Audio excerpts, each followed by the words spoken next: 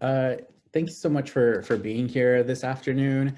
My name is Francisco Herrera. I'm an assistant director of admission here at Brown University, and I'm really excited that I get to spend the next hour with all of you talking about how to find the right college fit and how to figure that out in this process, especially on the heels of what has been probably one of the most memorable 16 months any of us have had in living memory.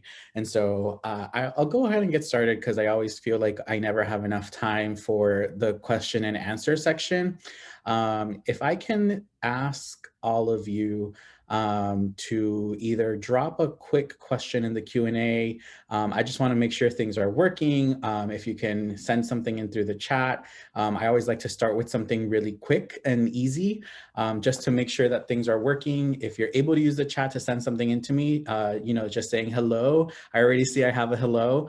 If you'd like something else, feel free to drop in a song that has made you happy over the last, I don't know, week or month or so. Your favorite new song or a movie or a show you've seen that has been really great. I'm seeing the chat's working. I'm seeing things in the Q&A. This is great. Awesome. Oh, you guys are so great. In the Heights. Oh man, that's popular right now, isn't it? All right, so it does look like things, A Quiet Place too, I saw that. Thank you. Feel free to keep dropping things in the chat. I always enjoy looking through it at the end after the session. I'm gonna go ahead and get started though, just because I wanna make sure that we can use as much of our time as possible. Basically, the way that things will work today is I'm going to go through this presentation, excuse me, mostly so that we can kind of have some kind of focus and I'm not just saying random things to you, but rather I want to be able to make sure that we hit all these points throughout the night. But I really enjoy being able to answer your questions. I know having had different jobs before, I know how easy it is for all of you. If you can figure out how to work all of this on Zoom, I know you can figure out how to use a website. And so I know that you'll be able to kind of go through all these college websites and find all this information. So I like to use my time with you on Zoom to give you the information that's not on a website, that's not going to be out there, and to share with you my experience, both as someone that was once a first-generation low-income Latinx student trying to figure out this process, but also I've been an admission officer at 2 different Ivy League schools. I've been a college counselor in a high school as well. And so I kind of have a lot of these different perspectives into the process. And I like being able to share some of the things I've seen from all of these different perspectives, just because I know it's not always common to be able to have access to some of that stuff. And so I'm gonna move right along. This is our agenda for the night, right? And so if we're thinking about how to find the right college fit, I think what I want to talk about tonight is really 3 big things, right? How do you think about yourself? What kind of experience do you want to have over the next couple of years when you're in college? And then what are your finances actually like, right? And what kind of questions do you need to be asking about your finances in order to make college work? And not just questions about you and your family or your household, whatever that looks like, but also questions about the college, right? How do these 3 things relate to the 4th item, right? Colleges. How do colleges figure into all of this piece? And then I kind of want to give you an example of what that looks like, right? And then I'll open it up for questions and answers. So the first item I wanted to talk about was self, right? As you think about how to navigate this process, I think it's really important, right? You can be so overwhelmed with which college to look at, right? There are over 4,000 different colleges and universities in the United States, right? And there's all kinds of different programs, and it's so overwhelming to kind of think about where to start looking. So I actually prefer, and I encourage folks to kind of think about where to start looking. I encourage folks to start thinking about themselves, right? The first thing that always comes to mind is to think about your strengths. When you're thinking about the admission process, So many times I've noticed that students are so nervous about the things that they don't have. And they think that they don't have these strengths, or they think that they don't have these accomplishments, and they really overlook the biggest piece, which is the strengths that they do have, right? I've noticed that students get so worried about the score that they didn't get or the grade that they didn't get, that they really overlook this first piece, which is their strengths. And so what I mean by strengths is, think about how you learn, right? Are you someone that likes to learn, like, are you more of a hands-on learner? Do you like working with other people? Are you really good at being flexible, right? Maybe you're good at working in a group, and so maybe you know that you're more collaborative. Maybe you know that you can work in a group just as well as working independently, right? So you're pretty flexible. If you're someone that's more independent and you really need like that alone time at first, it's important to know that too, right? As you're thinking about all of this, that's kind of like the academic side, right? How do you learn? But also think about your strengths in other areas, right? Think about your friends and your family, all the things that they appreciate about you. How many times have you had some kind of accomplishment or some kind of thing that you've done, right? That people have praised you for all of these things that you bring to a group, bring to a community, bring to your family, right? And some of this is like in an official capacity, right? Some of you are probably leaders in a club, right? You put together an event for student government or for your cross-country team or for whatever it is that you're involved with, and kind of think about, what have you been able to bring to that space that has been useful for yourself and useful for other people, right? Those strengths matter too, right? As you're thinking about like where you might want to go to college and what kind of place might be good for you, if you're thinking about a strength that you have. So for example, right, maybe you feel particularly good as being the kind of person that can bring a team together, right? You might not be the best person to think about every little detail, but you might be super good at being able to get everybody on the team to show up for practice at the same time. Or you might be really good at organizing the agenda for a student government meeting or something like that, right? Those strengths that you have, all of those matter. And it's really important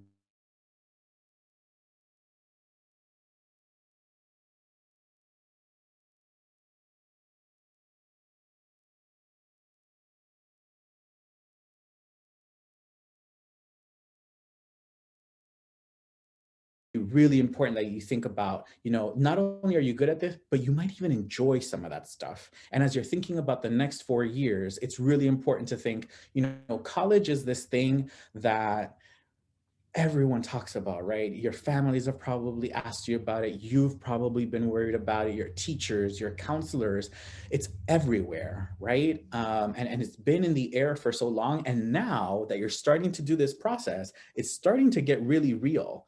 And so it's important that you have your own idea of what you want college to look like, right? And it's not just this thing that other people are talking about, it's this thing that you're going to do.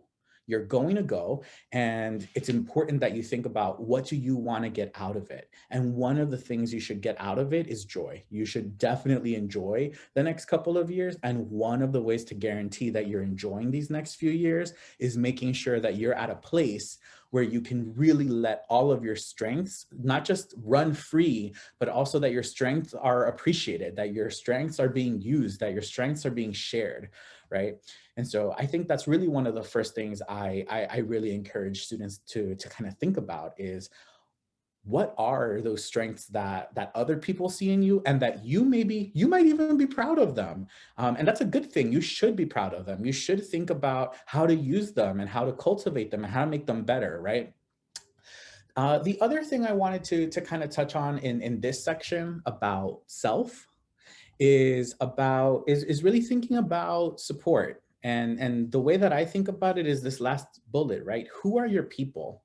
Um, I think there's a lot of different ways to go about this. And I think that there's a couple questions I like to ask, and I used to ask my students this all the time, which is, when you're having a bad day, who do you go to maybe that person's going to make it better, or maybe that person is not going to fix things for you, but that person might just sit with you and they might make you feel better, even if they didn't solve the problem, right? When you're in college, you're going to have a bad day. And I don't say that to be a downer. And I don't say that because I don't believe in you. I say that because you're human.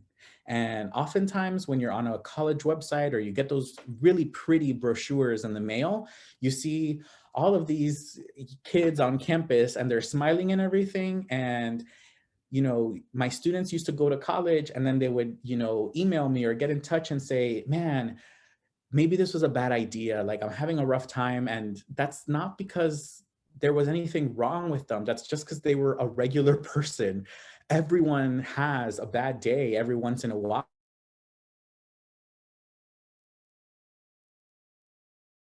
Never gone to college. So you're trying to figure out what it feels like and what works and how do you work in this brand new setting, in this brand new place, right? And so I used to ask my students to think about, on a bad day, what do you need? Because you want to make sure that at any campus, you're going to have a bad day because you are a regular human being, right? You're going to be 18 to 22 years old. Some days are not going to be easy. And so on a bad day, who do you need? What kind of support do you like to have? Do you like being left alone maybe? Is it important to you to have people around you that would like be able to kind of just like leave you be? You can figure this out on your own, right? Maybe you are really independent. That's fine. But maybe you're not.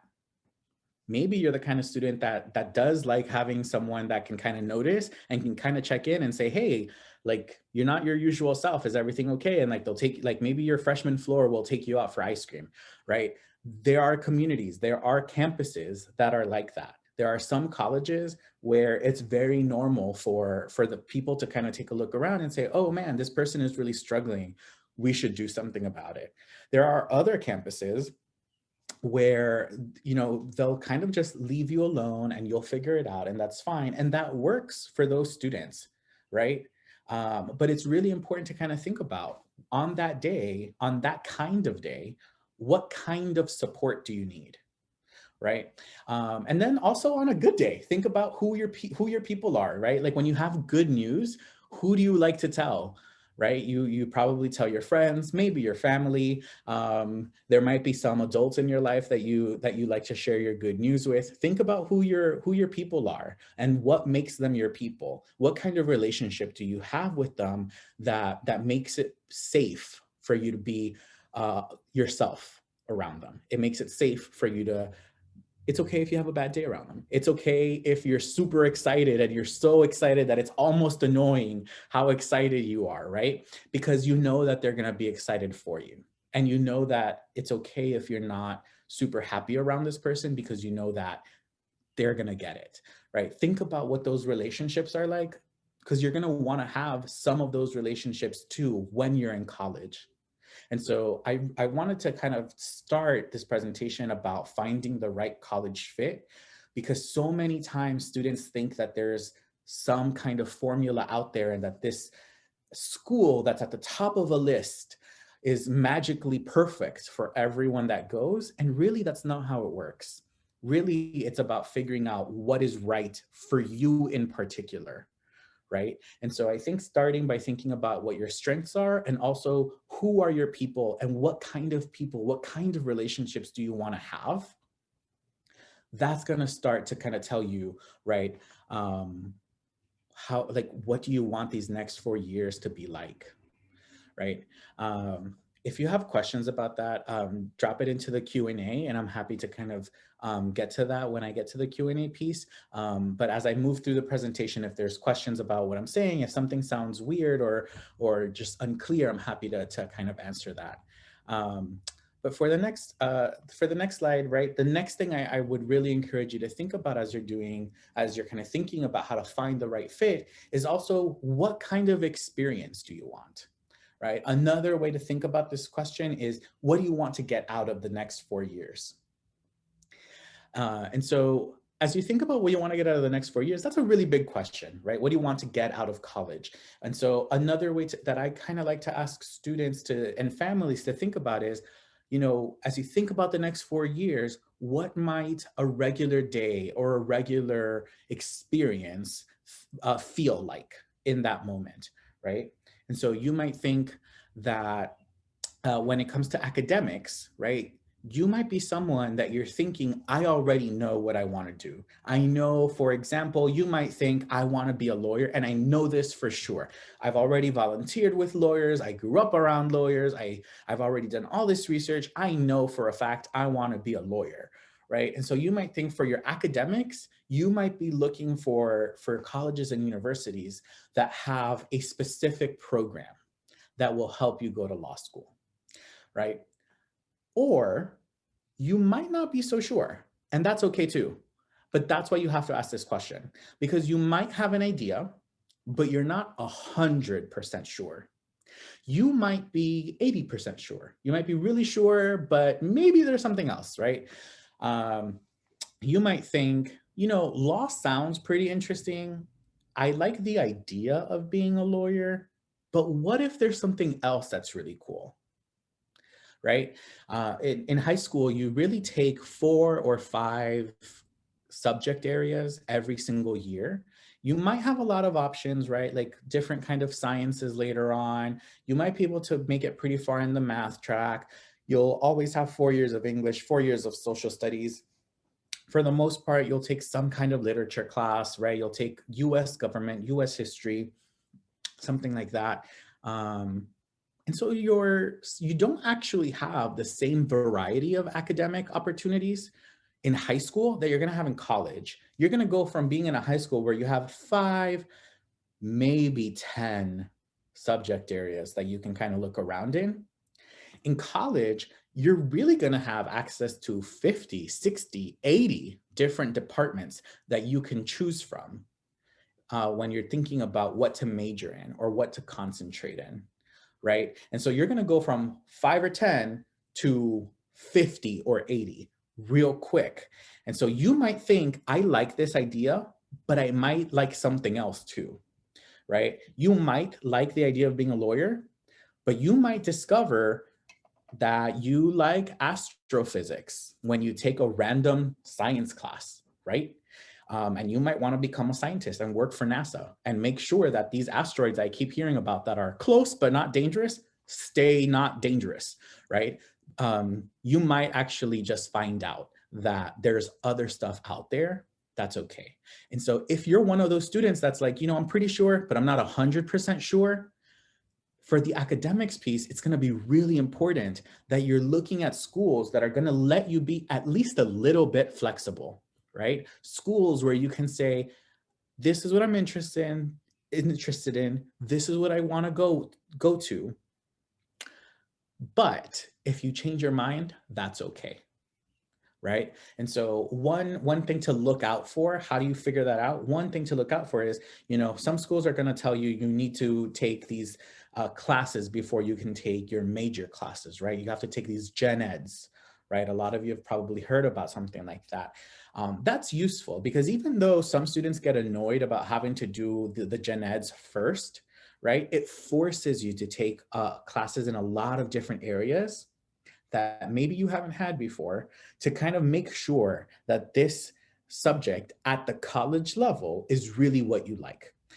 There are also schools where they'll tell you, we have a core curriculum, right? For example, the University of Chicago, Columbia University, right? They have a core curriculum, right? There's a specific set of classes that they have that every student has to take. Then all the way up at the other end of the spectrum are schools that have an open curriculum, right? That's kind of like Brown, where I work. At Brown, we don't tell you which classes to take. You're welcome to take whichever classes you like. And as long as you meet all the requirements of your concentration, of your major, you can take whichever classes you like, whenever you like, as long as you can find a space. And most often you can, right? So you go from one extreme where you have a college that's kind of telling you, you have to take this particular group or these kind of classes, all the way to where you get to decide, right? And it's important to think about, what do you want and how do you work best, right? Some of you need that guidance. Some of you appreciate having a little structure just because it gives you a starting point. Others might really want that freedom, might really want that flexibility to kind of just jump around whenever, however you want, and you're able, and that works for you, right? Some of you are going to be stressed out by that. That's perfectly fine. But in order to figure out what college will be the right fit, you kind of have to think about, what do you want that part of college to look like? Are you someone that needs a little bit of support, a little bit of guidance, or someone that can kind of figure that out on your own? Right. Another thing that I think you all need to, that I would encourage you all to kind of think about, is also what you want that community to look like. I kind of started to talk about this in the previous slide, but I think that that's really important to really think about what you want to feel like when you're in college, right? Right now in high school, you've probably had a couple of years, if not 4 or more years, with a very similar group of students, right? And you've met new people every year probably, but when you're in college, you're going to be around so many more different students, more people that are coming from places that are very different from where you're coming from. And so as you're thinking about what that community might look like, it's really important to think about, what do you want it to feel like? There's no way to predict who you're going to meet or what that's going to be like, but think about,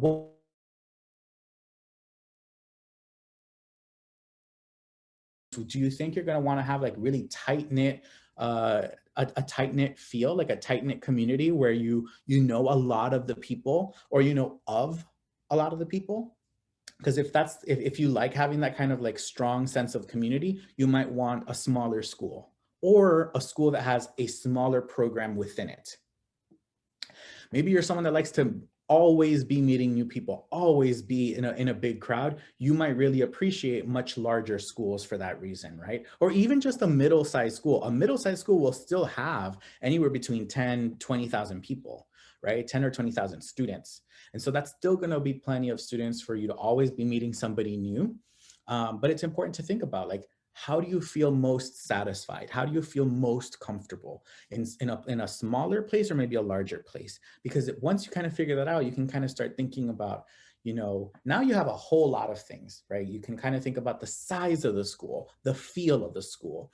If you're thinking about a school that's maybe a little smaller, you're going to notice those schools that are a little smaller tend to be, not always, but they tend to be a little bit outside of the cities, right? Not super far away most of the time, but sometimes they're outside of the city. Some of them might be rural, right? In a more kind of remote area.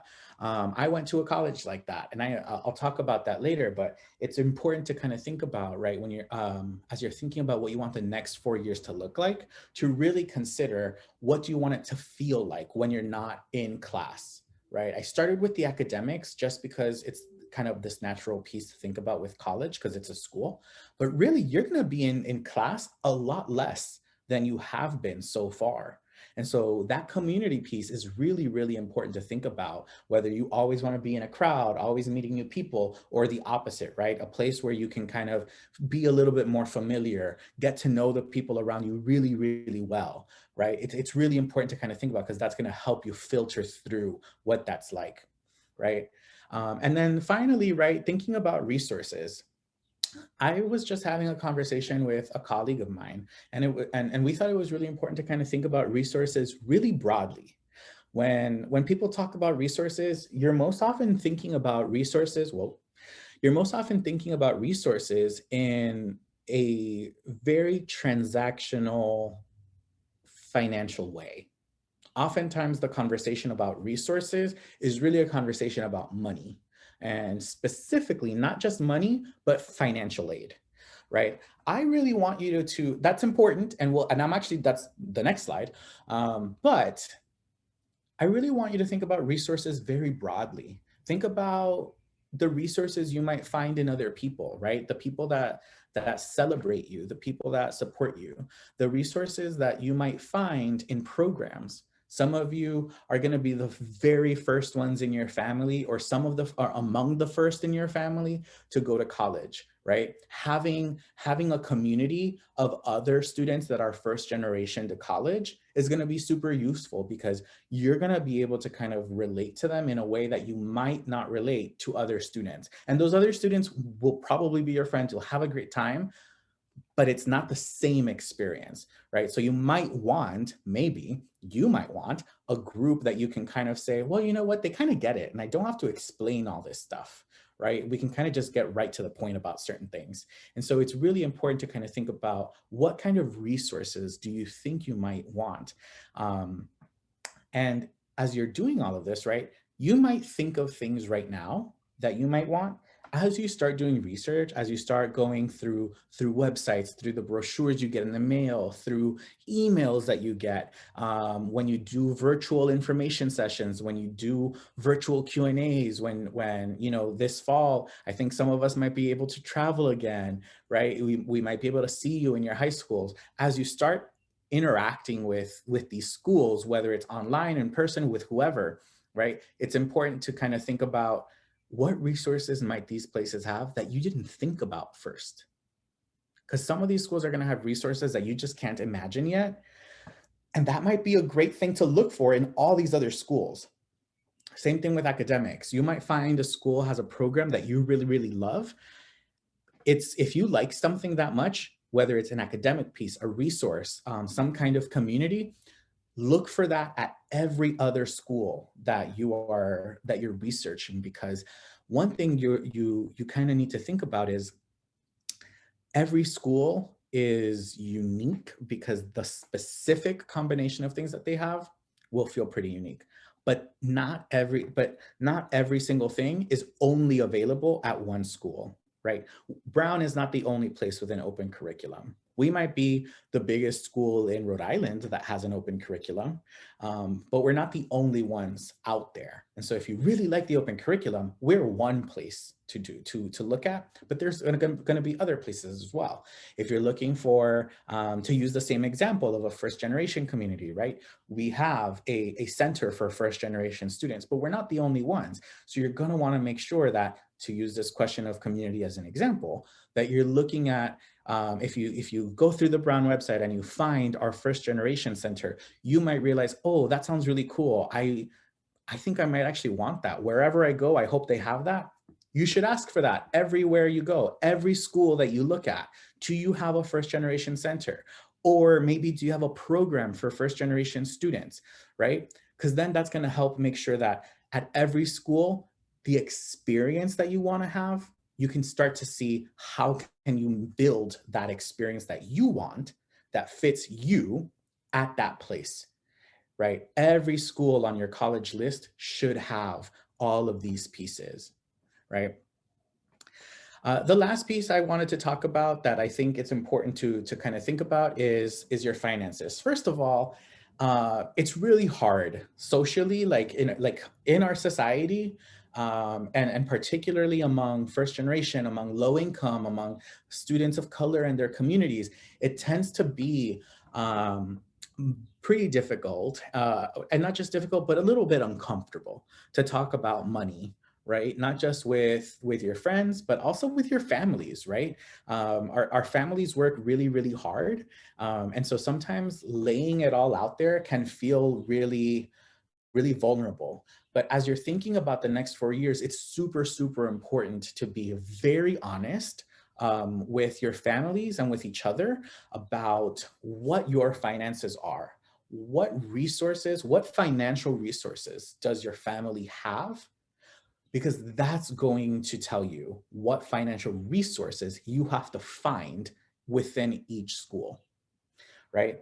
If your family has about $80,000 per year that's just sitting there and you don't need it for absolutely anything and it's just waiting to be used, great. You don't have to worry about it. But if you don't just have $80,000 lying around waiting for you to decide to use it for college every single year, then you're going to have to kind of think about, okay, how much can we contribute? The answer might be zero. The answer might be a little bit. The answer might be a bit, but you need to be very honest about what your family, your household can contribute to the cost of your education so that you can look for schools that will meet the rest. Right? If you're someone, if your family, if your situation is one where you're really not able to contribute a whole lot, you need to be definitely looking for schools that guarantee to meet 100% or at least a high percent of your demonstrated financial need. Right? If you're someone where your family has some resources, but not certainly not everything, right? You kind of need to be honest, how much is that? How much can we really do? Because this is going to get so real so fast. And the worst part would be to apply to schools, get in, and then next spring, not have any schools that are able to meet your financial needs in addition to all these other needs that you've already identified. And so it's important to be very honest about what the situation looks like for your family. As hard and as uncomfortable as it might be, it's really important. One of the first steps to do that is really to prepare your tax documents right now. As in tonight. I say that very explicitly, and I spread it out over 2 bullet points because I cannot underestimate. There's no way I could like stress this enough. Get all of your tax documents together as soon as you possibly can. The sooner you and your parents and your family can kind of start to think about, oh, these are the documents, here's what the numbers are, this is what it looks like, the sooner you'll be able to do a whole lot of other things, right? If you're able to get your tax documents together tonight, that means that maybe the rest, sometime later this week, maybe next week,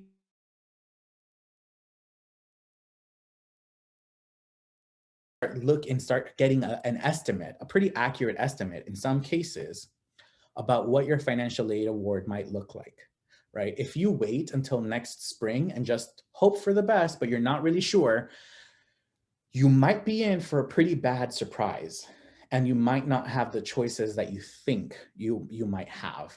And so I really encourage you, right, to really be honest, and as scary as it might be, to just think about together as a family, as a household, about what that actually looks like.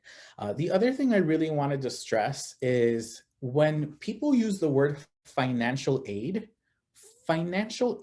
is anything that can help you pay your bill. That includes scholarships, which you don't have to pay back, but you might also be given a loan or offered a loan, right? You might be offered a loan that you do have to pay back in order to pay that bill. And that still counts as financial aid. So be very careful when you're on financial aid websites that say that they have financial aid for everybody and that they meet all of your demonstrated need. But if they don't specify that it's with scholarship and loan, it's really important to do more research and to figure that out, right? And some of that information is there. Some schools will not have all their information on the website, right? What school wants to come out and say, actually, we don't have that much money, right? So some of the schools might not be super forthcoming about the details and the nuance of their financial aid policies. That's what the research is for. Excuse me. As you're thinking about finding the right college fit, it's really important that this is a part of the conversation and that you're using this through your research as well. Because if you get into a school and there's really no way for you to make it work in a way that's financially feasible, and also that you're not going to take out too much debt, a little bit might be okay for you. A little bit might be fine. But you also don't want to depend exclusively on loans in order to finance your education either, because then that's going to set you up for life after college in a really difficult way. And so thinking about your finances now is just as important as thinking about what your community will feel like, what your academic experience will feel like, what all the other resources might be like, what kind of opportunities they might have for alumni, what kind of support they're going to have for you in figuring out your alumni process, figuring out your careers, getting ready for that first job, or maybe beyond your first job, right? This is just as important as any of that, because if you're spending all of your time stressed out about loans, stressed out about a part-time job, stressed out about this, when are you going to be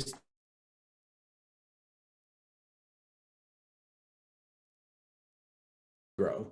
Your job is not to spend all your time working to pay this off and doing all of that. Having a part-time job is useful, but after after 10 hours per week, the benefits really start to decline. And so thinking very honestly and very carefully about what your finances are and how a school will meet those needs is really important. So those are really the first three things, right? Self, community, and your finances, right? Um, that you kind of need to be thinking about what you want. What is your background there? What are your strengths? Where are you coming from? What does that look like for you? Right now, I kind of want to shift over to what's out there. What do the colleges have to offer? And most importantly, how do you figure this out? Right? It might be really hard to be able to go visit, right? You know, over the last year and a half, it was hard to visit because of the pandemic.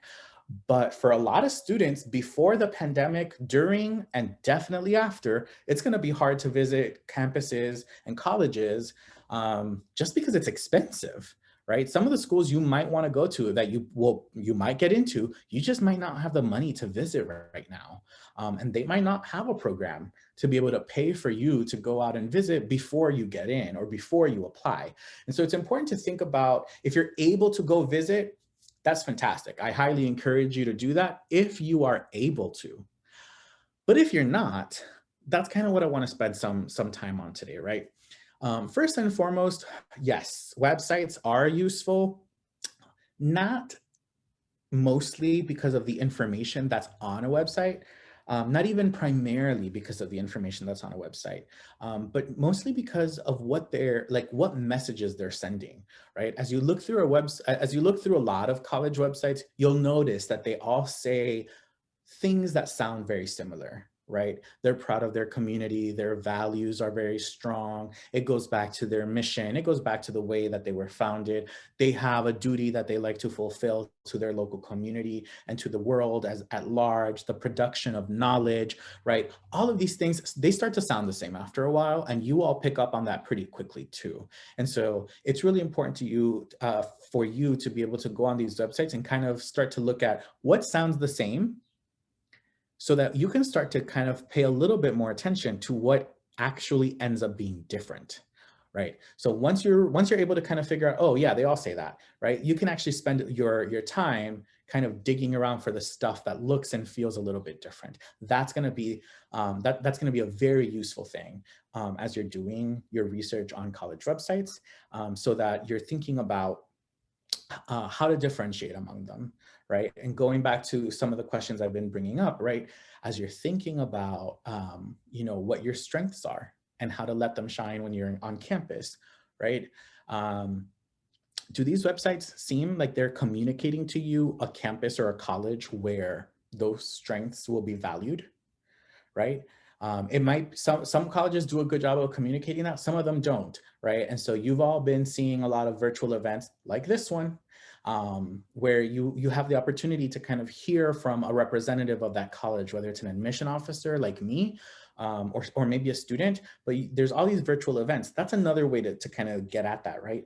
And to kind of think about and ask, right? One of the questions I kind of spent some time on at the beginning was about whether or not you are more collaborative in the way that you like to learn, or maybe more independent, right?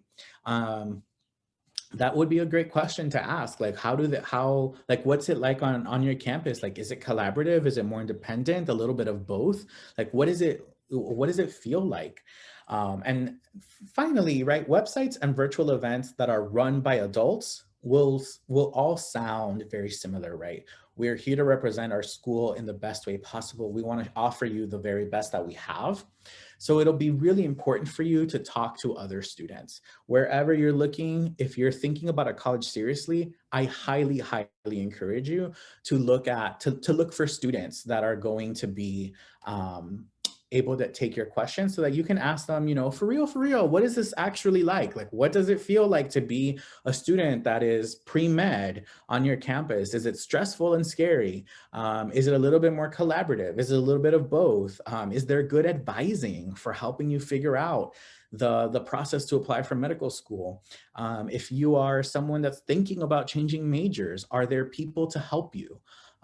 Is it easy to change your major? Is it possible to do that, right? So talking to students will give you a very clear on the ground perspective of what those colleges are like. And I do encourage you to attend these virtual events, to look through our websites. But if there's one thing that you have to do, I think it's finding students to talk to at as many colleges as you can possibly look at to figure out if all these things that you know about yourself and about what you want and what you need over the next 4 years will be available at this school that you're looking into. And so finally, what does this look like, right? I kind of started with this idea of research and what do the colleges say versus what do the students say. And so I kind of wanted to share a little bit about what this looks like by talking a little bit about my experience, because I had a college counselor, but also my high school had more than 4,000 students. And so as much as I appreciated my college counselor, and she worked really, really hard to really support many of us, there were a lot of times where I felt like I wasn't really sure what I was doing. And I wasn't really sure what I should ask her for and what I shouldn't ask for. And there were a lot of times, since I was the first in my family to go to college, that I kind of had to figure certain things out on my own. I grew up in Miami, Florida. I went to this massive public high school with 4,000 students, one college counselor. And so when I was thinking about myself and what my strengths were, one of my strengths has always been to be very organized. I had a binder, I had like notes that I kept. Back then, the internet was kind of, becoming the normal thing to use to look in, to look for stuff, but we still got so much mail. We used to get these really beautiful long books from colleges that had all these pictures and all these explanations of things on campus. And so I organized everything. And that was one of the strengths that I used and that I kind of tried to focus on was like, how can I use this to figure this process out? Another thing, I think I could say a lot of things about what kind of experience I wanted, but if I'm being honest with you, I just didn't know. And I didn't even think about this question in this particular way. The way that I thought about it was very much, I knew that I couldn't ask my parents for how do I choose a major? I couldn't ask them that. They just didn't know. My parents didn't go to college. And so there were a lot of things that I realized I could not ask my parents, and they were super supportive. I know they love me. I know that they helped me as much as they possibly could, but they just didn't know some things.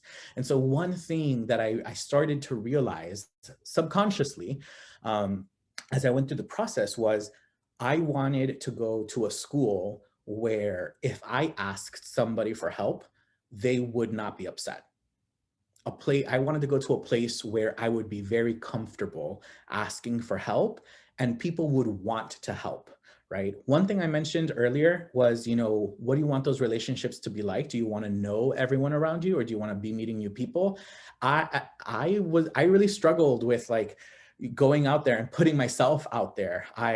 I really needed to have a tight-knit community and I needed to trust the adults around me because I knew, even at that age, I knew I struggled asking for help and receiving it. So I knew it would be important to have those strong relationships with faculty and with staff and with mentors so that if I needed help, I would at least feel comfortable at least finding one or two people that I could talk to. And so I was looking for places that were a little bit smaller, places where community was really important to them and to the way that they thought about themselves and the way that they did all of their work, whether it was academic or social, right? I knew that I wanted to be, I needed that particular kind of setting. And finally, finances, right? Talked about finances and how honest you have to be with yourselves. My family we did not really have money for college. We did not have $80,000 just lying around. So I was looking for the place that would give me the most scholarship. And so all of these things, right? And there were a few other things too, right? At the time, I thought I wanted to be a doctor. So I was looking for places that might be pre-med. But I knew, even then, I knew I wasn't 100% sure. So I was also looking for schools that would give me a little bit of flexibility, right? And that every single school on my list was a small school with a tight-knit community, strong financial aid, with a flexible academic program, right? And I had schools that were local, right? State schools that did that. I also had private schools, small privates, and I also had like very kind of elite Ivy League schools, right? when I applied, I got into all of these schools. I looked around, and of course, they all had all these things in common. So really the only difference between all of them, aside from like their reputations and all that and the name or whatever, was really the financial aid was a really, really big piece. And thankfully, one of my schools, one of my options was by far the best financial aid offer. And so the school that I ended up going to was Dartmouth College, right? It was a small, tight-knit community, and I was able to get the support that I needed while I was a student there. It was very different from where I grew up, which was actually an interesting experience. At times it was really rough, and other times it was really, really helpful. Like I said, as a first generation student, I knew I would need a lot of help, but I also part of what turned out to be pretty helpful was that we were not in a big city. We were far from cities. We were in the middle of New Hampshire. And part of what was helpful was that when things got a little bit tough for me, I did not have all the distractions of a big city. I would go home and I would enjoy being home, and I'd go out with my friends. But when I was at school, I still had fun. I still hung out with my friends. We still, enjoyed ourselves. But when things were tough and I needed to focus on the academics, it was great to be in a place where I didn't have all the other distractions and I could just focus on that. And for me, that was helpful. I know that for some of you, just like everything else I've talked about tonight, that might drive you up a wall. You might like the thing that you might need is a distraction, because that's going to help you focus later on. That's just not how it was for me. Right. And so that's why I think it's so important to really focus on all of those pieces that are useful for you so that you can make the most out of that. I know I'm running over time, but if there are questions, I'm happy to take them in the Q&A. I have a couple minutes before I have to go. I'll go ahead and stop sharing my screen.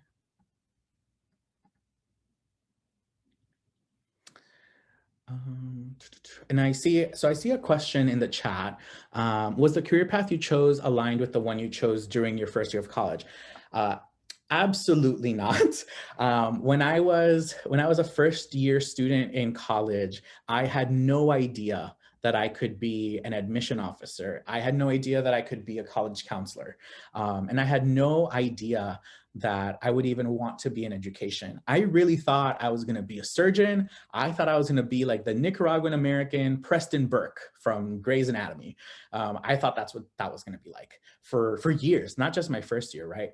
But when I was in college, I got involved with a student group that worked with first generation students.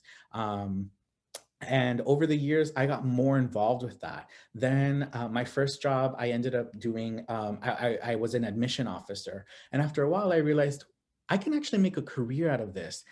And more importantly, I found out that I enjoy doing some of this work, right? There's a lot of things about this that I get to kind of decide how I do this work that allows me to have the conversations that I enjoy having in a way that made a lot of sense for my skill sets and for what makes me the most happy in a professional setting. And so it was not aligned at all, but that was what was really nice about my experience in college, was the fact that I was at a liberal arts school where I had like these chemistry classes that I focused on. I was a chemistry major for the first 3 years, but I also had all these other classes that I was able to add on and even change my major, even that late, and still graduate on time, still graduate with, everything was perfectly fine. But I was able to do it because like I knew that might be an option, and it ended up being the case for me, that I did want to change, and I was at a school that allowed me to do that, and everything ended up working out pretty well for me. So I would say not to be scared about that. I see another question. What would be your best advice for someone considering going to college out of state?